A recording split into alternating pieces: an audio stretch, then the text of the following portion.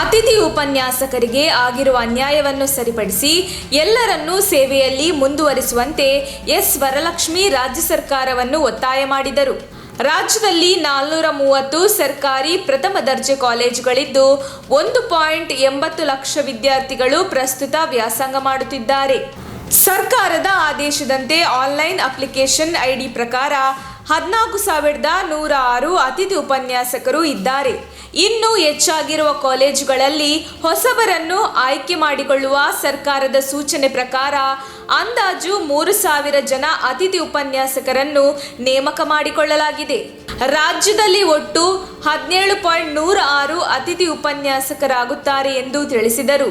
ಶಿಕ್ಷಣ ತಜ್ಞರು ಅತಿಥಿ ಉಪನ್ಯಾಸಕ ಸಂಘದ ಪ್ರತಿನಿಧಿಗಳನ್ನು ಯೋಜನಾ ಇಲಾಖೆ ಮತ್ತು ಉಪನ್ಯಾಸಕರ ಸಂಘಟನೆಗಳ ಪ್ರತಿನಿಧಿಗಳನ್ನು ಒಳಗೊಂಡ ಸಮಿತಿ ರಚಿಸುವ ಬದಲಿಗೆ ಕಾಲೇಜು ಶಿಕ್ಷಣ ಇಲಾಖೆಯ ಆಡಳಿತ ಮಂಡಳಿ ಮತ್ತು ಹಣಕಾಸು ಇಲಾಖೆಯ ಅಧಿಕಾರಿಗಳನ್ನು ಮಾತ್ರ ಬಳಸಿಕೊಂಡು ರಚಿಸಿದ ಸಮಿತಿ ನಿರೀಕ್ಷೆ ಪ್ರಕಾರ ಸಂಪೂರ್ಣ ಅತಿಥಿ ಉಪನ್ಯಾಸಕರನ್ನು ರಕ್ಷಣೆ ಮಾಡುವ ಬದಲಿಗೆ ಆತುರವಾಗಿ ಶಿಫಾರಸು ನೀಡಿದೆ ಎಂದು ಅವರು ಅಸಮಾಧಾನ ವ್ಯಕ್ತಪಡಿಸಿದರು.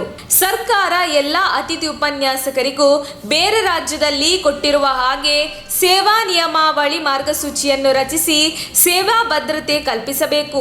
ಅತಿಥಿ ಉಪನ್ಯಾಸಕರಿಗೆ ಶಾಸನಬದ್ಧ ಸೌಲಭ್ಯಗಳನ್ನು ತಾರತಮ್ಯವಿಲ್ಲದೆ ನೀಡಬೇಕು.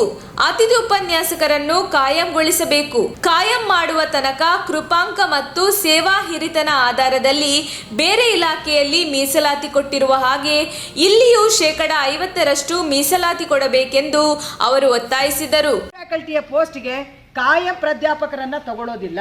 ಇದು ಆಂಧ್ರದ ತೀರ್ಮಾನ. ವೆಸ್ಟ್ ಬೆಂಗಾಲಲ್ಲಿ ಒಂದು ತೀರ್ಮಾನ ಇದೆ ಸರ್.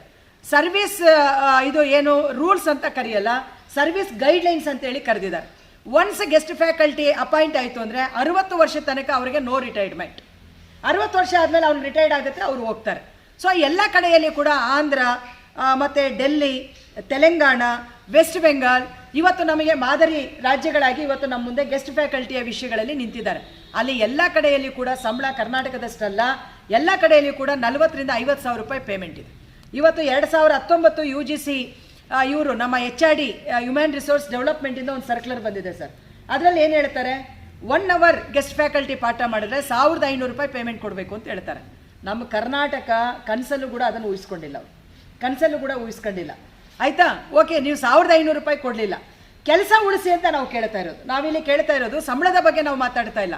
ನಾವು ಮಾತಾಡ್ತಾ ಇರೋದು ಆ ಸಂಬಳವಂತೂ ನೀವು ಕೊಡಲಿಕ್ಕಾಗಲಿಲ್ಲ. ಇವತ್ತು ಸುಪ್ರೀಂ ಕೋರ್ಟ್ ಡಿಸಿಷನ್ಸ್ ಇದ್ದಾವೆ.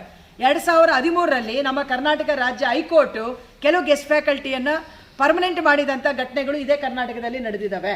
ಮತ್ತು ಸುಪ್ರೀಂ ಕೋರ್ಟ್ 2018ರಲ್ಲಿ ಕೆಲವು ಡಿಸಿಷನ್ಸ್ ಕೊಟ್ಟಿದೆ. ಪಂಜಾಬಿನ ಕೆಲವು ಔಟ್ಸೋರ್ಸ್ ಎಂಪ್ಲಾಯೀಸ್ ಹೋದಾಗ ಸಮಾನ ಕೆಲಸಕ್ಕೆ ಸಮಾನ ವೇತನ ಕೊಡಬೇಕು. ಅದು ಕೊಡದೇ ಇದ್ದರೆ ರಾಜ್ಯ ಸರ್ಕಾರ ಕಲ್ಯಾಣ, ಇದು ಏನು ಕೇಂದ್ರ ಸರ್ಕಾರ ನಮ್ಮಲ್ಲಿ ಬರ್ಕೊಂಡಿದ್ದೀವಿ, ನಾವು ಭಾರತ ಒಂದು ಕಲ್ಯಾಣ ತತ್ವವನ್ನು, ಇದು ಕಲ್ಯಾಣ ರಾಜ್ಯವನ್ನಾಗಿ ಮಾಡ್ತೀವಿ ಅನ್ನುವಂಥ ಒಂದು ತತ್ವವನ್ನು ನಾವು ಒಪ್ಕೊಂಡಿದ್ದೀವಿ. ಆ ತತ್ವವನ್ನು ಒಪ್ಕೊಂಡಿರುವ ಆಧಾರದಲ್ಲಿ ಇವತ್ತು ಪ್ರತಿಯೊಬ್ಬ ಮನುಷ್ಯನ ಆರ್ಥಿಕ ಮತ್ತು ಸಾಮಾಜಿಕವಾದಂಥ ಸ್ಟೇಟಸನ್ನು ಕಾಪಾಡುವಂಥದ್ದು ಒಂದು ಪ್ರಭುತ್ವದ ಕೆಲಸ ಅನ್ನುವಂಥದ್ದನ್ನು ಅವರು ಹೇಳಿದ್ದಾರೆ. ಮತ್ತು ಯಾವುದೇ ಒಬ್ಬ ವ್ಯಕ್ತಿ ಈ ಥರದ ಒಂದು ಕೆಲಸಗಳಿಗೆ ಸ್ವಯಂ ಪ್ರೇರಿತರಾಗಿ ಬರಲ್ಲ, ಅವರ ಅನಿವಾರ್ಯ ಪರಿಸ್ಥಿತಿ ಕಾರಣಗಳಿಂದ ಅವ್ರು ಬರ್ತಾರೆ ಅಂತ ಹೇಳ್ತಾರೆ. ಅನಿವಾರ್ಯತೆಯನ್ನು ಒಂದು ಮಾದರಿ ಸರ್ಕಾರ ದುರುಪಯೋಗ ಮಾಡಬಾರ್ದು ಅಂತ ನಾವು ಹೇಳಿರೋದಲ್ಲ, ಸುಪ್ರೀಂ ಕೋರ್ಟ್ ಹೇಳಿರೋದು. ಆದರೆ ಇವತ್ತು ನಮ್ಮ ಸರ್ಕಾರಗಳು ಏನು ಮಾಡ್ತಾ ಇದ್ದಾವೆ, ಸೊ ಇವತ್ತು ಎಷ್ಟೋ ಜನ ಬಡವರು ಮಕ್ಕಳು ಏನು ಎಜುಕೇಷನ್ ಇರಬೇಕು ಅನ್ನುವಂಥ, ಏನು ಪ್ರಿಯಾರಿಟಿ ಇವರಿಗೆ ಕೊಡಬೇಕು ಅನ್ನುವಂಥ ಎಲ್ಲ ಮಾನದಂಡಗಳನ್ನು ಈ ಸುತ್ತೋಲೆಯಲ್ಲಿ ಹಾಕಿದ್ದಾರೆ. ಮಾನದಂಡದ ಪ್ರಕಾರ ತಾನೇ ನೀವು ಗೆಸ್ಟ್ ಫ್ಯಾಕಲ್ಟಿಯನ್ನು ಅಪಾಯಿಂಟ್ ಮಾಡಿರೋದು. ಈಗ ಯಾಕೆ ಮಾನದಂಡ ಇಲ್ಲ ಅಂತ ಹೇಳ್ತಾ ಇದ್ದೀವಿ? What's the reason? ಸೊ ಇದನ್ನು ನಾವು ಕೇಳ್ತಾ ಇದ್ದೀವಿ. ಅರೆ, ನಿಮ್ಮ ಯಾವುದೋ ಒಂದು ರಾಜಕೀಯ ಕಾರಣಕ್ಕಾಗಿ ನಾವು ಇವತ್ತು ಹಲವು ಜನರನ್ನು ಒಡೆದೋಡಿಸಿ, ಅಪಾಯಿಂಟ್ ಮಾಡಿದಂಥವರನ್ನು ಹಲವು ಜನರನ್ನು ಒಡೆದೋಡಿಸಿ, ಸೊ ಕೆಲವ್ರನ್ನ ನಾವು ಇಟ್ಕೊಳ್ತೀವಿ ಅಂತ ಹೇಳಿದ್ರೆ ಏನು ನಿಮ್ಮ ಉದ್ದೇಶ ಏನು? ಸೊ ಹಾಗಾಗಿ ಈ ಉದ್ದೇಶ ಸರಿಯಾದಂಥ ಒಂದು ಉದ್ದೇಶ ಆಗಿಲ್ಲ. ಈಗ ಇಲ್ಲಿ ಬೇಕಾದ್ರೆ ನೀವು ಇಂಟರಾಕ್ಷನ್ ಮಾಡ್ಬೋದು ಸರ್. 7 ವರ್ಷ, 8 ವರ್ಷ, 6 ವರ್ಷ, 5 ವರ್ಷ ಸರ್ವಿಸ್ ಇರೋರನ್ನು ಕೂಡ ನೀವು ತಗೊಂಡಿಲ್ಲ ನೀವು. ಆಯಿತಾ, ಮತ್ತೆ ನೀವೇನು ಹೇಳ್ತಾ ಇದ್ದೀರಿ, ಗುಣಮಟ್ಟ ಅಂತ ಹೇಳ್ತಾ ಇದ್ದೀರಿ. ಈಗ ಗುಣಮಟ್ಟ ಅಂತ ಹೇಳಿ ಮಾತಾಡುವಂಥವ್ರು ಇಷ್ಟು ವರ್ಷ ನೀವು ಗುಣಮಟ್ಟ ಇಲ್ಲದೆ ನೀವು ಬೋಧನೆ ಮಾಡ್ತಾ ಇದ್ದೀರಿ ಅಂತೇಳಿ ಪ್ರೂವ್ ಮಾಡ್ತೀರಾ? ಜನರಿಗೆ ಹೇಳ್ತೀರಾ ನೀವು ಅದನ್ನು? ಈಗ ನೀವು ಗುಣಮಟ್ಟ ಬಗ್ಗೆ ಮಾತಾಡುವುದಾದರೆ ಇಷ್ಟು ವರ್ಷ ಮಕ್ಕಳಿಗೆ ಗುಣಮಟ್ಟದ ಬೋಧನೆ ಸಿಕ್ಕಿಲ್ಲ ಅನ್ನೋದನ್ನು ಸರ್ಕಾರ ಒಪ್ಕೊಡುತ್ತಂದ್ರೆ ಸೊ ಇದನ್ನು ನಾವಿವತ್ತು ಕ್ವಶನ್ ಮಾಡಬೇಕಾಗಿದೆ. ಹಾಗಾಗಿ ಈ ಥರದ ಇದನ್ನು ನೀವು ಮಾಡೋದು ಬೇಡ. ಇದೊಂಥರ ಡ್ರಾಮಾ. ಈ ಡ್ರಾಮಾಗಳನ್ನು ಒಡೆದಾಡುವ ಡ್ರಾಮಾಗಳನ್ನು ನೀವು ಮಾಡೋದು ಬೇಡ. ಸಮಾಜವನ್ನು ಕಟ್ಟುವಂಥ ಗುರುಗಳು ಇವತ್ತು ಬೀದಿಗಿಳಿದ್ರೆ ನಿಮಗೆ ಒಳ್ಳೆಯದಾಗಲ್ಲ. ಈ ಫಲಿತಾಂಶವನ್ನು ನೀವು ಅನುಭವಿಸಬೇಕಾಗ್ತದೆ ಅನ್ನೋದನ್ನು ಕೂಡ ನಾವು ಈ ಮುಖಾಂತರ ನಾವು ಹೇಳಲಿಕ್ಕೆ ಇಚ್ಛೆ ಪಡ್ತೇವೆ. ಸೊ ಹಾಗಾಗಿ ಎಲ್ಲ ಅಂಶಗಳ ಮೇಲೆ ಈಗ ಆಲ್ರೆಡಿ ಸುಮಾರು ಮುಖ್ಯಮಂತ್ರಿಗಳನ್ನ ಭೇಟಿ ಮಾಡಿದ್ದೀವಿ, ACS ಅನ್ನು ಭೇಟಿ ಮಾಡಿದ್ದೀವಿ, ಕಮಿಷನರ್ನ ಭೇಟಿ ಮಾಡಿದ್ದೀವಿ, ಡೈರೆಕ್ಟರ್ನ ಭೇಟಿ ಮಾಡಿದ್ದೀವಿ, ಬೇರೆ ಬೇರೆ ವಿರೋಧ ಪಕ್ಷದ ನಾಯಕರನ್ನ ಭೇಟಿ ಮಾಡ್ತಾ ಇದ್ದೀವಿ, MLCಗಳಿಗೆ ನಮ್ಮ ಹುಡುಗರೆ ಹೋಗಿ ಎಲ್ಲನೂ ಕೂಡ ಭೇಟಿಯಾಗಿದ್ದಾರೆ.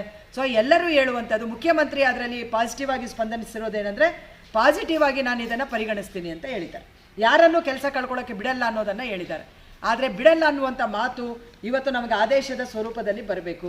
ಆದೇಶದ ಸ್ವರೂಪದಲ್ಲಿ ಬರಲಿಲ್ಲ ಅಂತ ಹೇಳಿದ್ರೆ ಅದೇನು ಕೂಡ ಮಾಡಲಿಕ್ಕಾಗಲ್ಲ. ಹಾಗಾಗಿ ನಾವು ಇವತ್ತು ಇಲ್ಲಿ ಕೇಳ್ತಾ ಇರುವಂಥದ್ದು ಈ 17,106 ಜನರನ್ನು ಅಕಾಮಿಡೇಟ್ ಮಾಡಬೇಕು. ಆಮೇಲೆ ಎರಡನೆಯದು ಒಂದು ಸೇವಾ ನಿಯಮಾವಳಿಗಳನ್ನು ರಚಿಸಬೇಕು. ಯಾರು ಗೆಸ್ಟ್ ಫ್ಯಾಕಲ್ಟಿಯಾಗಿ ಬಂದಿದ್ದಾರೋ ಅವ್ರಿಗೊಂದು ಜಾಬ್ ಸೆಕ್ಯೂರಿಟಿ ಕೊಡುವಂಥ ಕೆಲಸವನ್ನು ಕೂಡ ಮಾಡಬೇಕು. ಅದರಲ್ಲಿ ಆಂಧ್ರ ಮತ್ತು ಬೆಂಗಾಲ್ ಮಾದರಿಗಳನ್ನು ನೀವು ಅಳವಡಿಸ್ಕೋಬೇಕು ಅನ್ನೋದನ್ನು ನಾವಿಲ್ಲಿ ಒತ್ತಾಯ ಮಾಡ್ತಾ ಇದ್ದೀವಿ.